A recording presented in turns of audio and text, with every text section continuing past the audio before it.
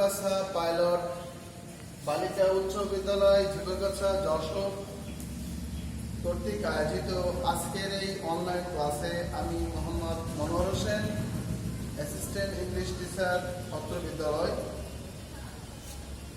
করোনার এই ক্রান্তি লগ্নে বাসায় অবস্থান করছে সকল শিক্ষার্থী, সকলকে আমি আমার আন্তরিক শুভেচ্ছা সালাম জানিয়ে শুরু করছি। আসসালামু আলাইকুম। তোমাদের সুবিধার্থে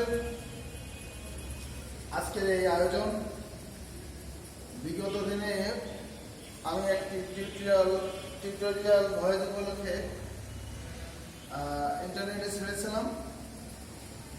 তো আজকে সেই ভয়েসের একটা অংশ, প্রথম অংশ আমি অবশ্যই এর আগে আলোচনা করেছি, ক্লাস নিয়েছি। আজকে ভয়েসের বাকি অংশ, পরবর্তী অংশ থেকে আমি ক্লাস নিতে যাচ্ছি। তো আজকে যে আমার টপিকটার নাম হচ্ছে ভয়েস। তোমরা জানো ভয়েস অর্থ হচ্ছে বাচ্চ। আমি একটি ভয়েসের সূত্র লিখেছি আমার নিজের মতো করে। প্রধান সূত্র, দ্যাট মিনস অবজেক্টকে সাবজেক্ট করতে হয়। ভয়েস করতে গেলে প্রথমে এই নিয়মটা অবশ্যই অনুসরণ করতে হবে। সেটা হচ্ছে অবজেক্টকে সাবজেক্ট করতে হবে, auxiliary verb, that means helping verb, যাকে আমরা সাহায্যকারী ক্রিয়া বলি, এটা থাকতে হবে। ব্র্যাকেটে লিখেছি বি, বিং, বিন। এটা অনেক সময় থাকতে পারে, নাও থাকতে পারে। ভার্বের 3 নম্বর রূপ, that means past participle form. সূত্র অনুযায়ী বাই লিখবো, সাবজেক্টকে অবজেক্ট করবো। এটা হচ্ছে প্রধান সূত্র। সাধারণ সূত্রটা হচ্ছে, প্রথমে লিখে দেখো, এর আগের সূত্রগুলো লিখে দিয়েছি। আজকে নতুন সূত্রটা হচ্ছে এমন, যদি অ্যাক্টিভ ভয়েসে হ্যাভ, হ্যাজ প্লাস V3 থাকে, প্যাসিভ করতে গেলে ওই হ্যাভ, ওই হ্যাজটি লিখব। শুধুমাত্র সূত্র অনুযায়ী আমরা বিল লিখব। আর ভার্বের 3 নম্বর দেওয়াই থাকবে। এটা হচ্ছে সূত্র। উদাহরণ দিয়েছি। উদাহরণটি হচ্ছে এমন, I have done the work, আমি কাজটি করিয়াছি।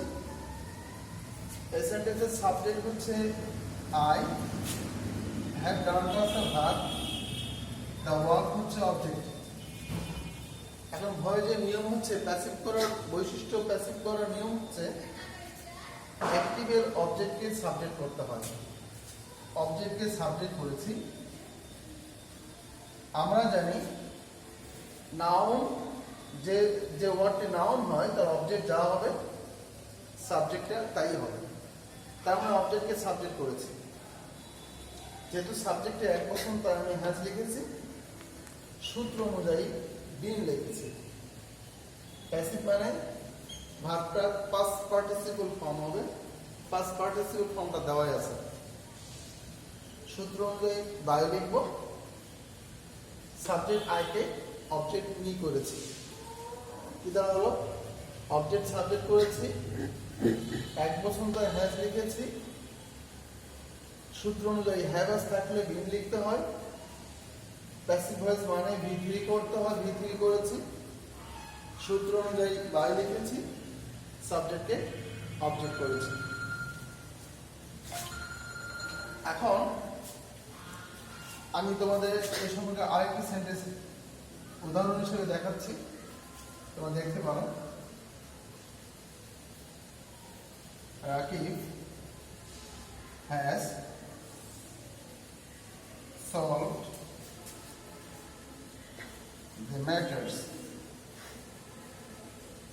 Rakib has solved the matters. যদি এটাকে প্যাসিভ করতে যাই, এখানে দেখো রাকিব কি সাবজেক্ট, হ্যাজ তার সাহায্যকারী ক্রিয়া, সলভটা মূল ক্রিয়া। দ্যাট মিনস দুইটা মিলে ভার্ব। ভার্বের পরবর্তী যে অংশটি আছে এটি অবজেক্ট। আমরা জানি সাধারণত ভয়েসের ক্ষেত্রে অবজেক্ট ছাড়া ভয়েস করা যায় না, একমাত্র ব্যতিক্রম কিছু রুলস আছে এটা ছাড়া। সাধারণত ভয়েস করতে গেলে অবজেক্ট থাকবে, প্যাসিভ করতে গেলে অবজেক্ট থাকতে হবে। এখানে অবজেক্ট আছে। এখন মূল কথায় আসা যায়। তাহলে কি বললাম, এটা হলো সাবজেক্ট, সাহায্যকারী ক্রিয়া, মূল ক্রিয়া, অবজেক্ট। তাহলে এখন অবজেক্টকে সাবজেক্ট করতে হবে। অবজেক্টকে সাবজেক্ট করেছি, যেহেতু এই অবজেক্টকে সাবজেক্ট করলাম, এই সাবজেক্টটা বহুবচন, প্লুরাল নাম্বার। আমরা জানি বহুবচন হলেই হ্যাভ লিখতে হয়। উপরে দেখতে পাচ্ছ সূত্র অনুযায়ী বিন লিখবো, বিন লিখেছি। ভার্বটাকে থার্ড ফর্ম করতে হবে, পাস্ট পার্টিসিপল ফর্ম করেছি। সূত্র অনুযায়ী বাই লিখবো। আর প্রথমে বলেছি নাম, যদি নাম হয়, নাউন হয়, তাহলে সাবজেক্ট দেওয়া হবে, অবজেক্টটি তাই লিখতে হবে। তার মানে হচ্ছে, তার অর্থ হচ্ছে সাবজেক্টকে অবজেক্ট করেছি। আমি আরেকবার রিপিট করছি, অবজেক্ট সাবজেক্ট করেছি, সাবজেক্টটা বহুবচন সেজন্য হ্যাভ লিখেছি, সূত্র অনুযায়ী বিন লিখেছি, পাস্ট পার্টিসিপল ফর্ম করলাম ভার্বকে, সূত্র অনুযায়ী বাই লিখলাম, সাবজেক্টে অবজেক্ট করেছি। আশা করা যায় তোমরা এটা বুঝতে পেরেছ। এখন নতুন একটা সূত্রে যাচ্ছি। সূত্রটা হচ্ছে এমন, হ্যাড প্লাস ভিথি থাকবে। আমি কিন্তু সাবজেক্ট অবজেক্ট লিখি নাই। আমরা জানি প্রত্যেকটা সেন্টেন্সে সাবজেক্ট অবজেক্ট থাকবে, বিশেষ করে ভয়েসের ক্ষেত্রে। আমি শর্ট ফর্মে লিখেছি যে হ্যাড প্লাস ভিথি থাকলে প্যাসিভ করতে গেলে হ্যাড লিখবো, শুধু সূত্র অনুযায়ী বিন লিখবো, আর ভিথি যা আছে ওটাই থাকবে। একটা উদাহরণ দিয়েছি, শি হ্যাড সলভড ইট, এটা সমাধান করেছিল। এটার অবজেক্ট যা হয় সাবজেক্ট তাই হয়, অবজেক্টকে সাবজেক্ট করেছি। যেহেতু হ্যাড একটি মাত্র সাহায্যকারী ক্রিয়া, সেজন্য এরা এই হ্যাডটির সকল সাবজেক্টে পড়ে বসতে পারে। তাহলে ইট হলে হ্যাড লিখতে হবে, সূত্র অনুযায়ী বিন লিখবো। প্যাসিভ ভয়েস মানে ভিথি করতে হবে, ভিতরে দেওয়া আছে, সূত্র অনুযায়ী বাই লিখবো, সাবজেক্টকে অবজেক্ট করব। এটা তোমরা বুঝতে পেরেছো আশা করা যায়। 3 নাম্বার রুলসটি হচ্ছে মডাল অক্সিলারি ভার্ব, মডাল সাহায্যকারী ভার্ব প্লাস ভার্ব 1 এর সূত্র। আমরা জানি মডাল ভার্বের পর ভার্ব 1 হয়। যখন প্যাসিভ ভয়েস করতে যাব, ওই মডাল অক্সিলারি ভার্বটাই লিখবো, শুধুমাত্র সূত্র অনুযায়ী বি লিখবো, ভার্ব 1টাকে ভার্ব 3 করবো। আমি একটি উদাহরণ দিয়েছি কি, আই ক্যান ড্রাইভ এ কার, আমি একটি কার চালাতে পারি। এখন অবজেক্টকে সাবজেক্ট করেছি, আমি বলেছি নাউন, সাবজেক্ট যা হবে অবজেক্ট তাই হবে। তো অবজেক্টকে সাবজেক্ট করেছি, বলেছি মডাল থাকলে ওই মডালটি লিখতে হবে, তাই লিখেছি। সূত্র অনুযায়ী বি লিখতে হবে, সেটা লিখেছি। প্যাসিভ ভয়েস মানে ভিথি করতে হবে, that means past participle form, সেটা লিখেছি। সূত্র অনুযায়ী বাই লিখেছি, সাবজেক্টকে অবজেক্ট লিখেছি। আশা করা যায় তোমরা এটা বুঝেছো।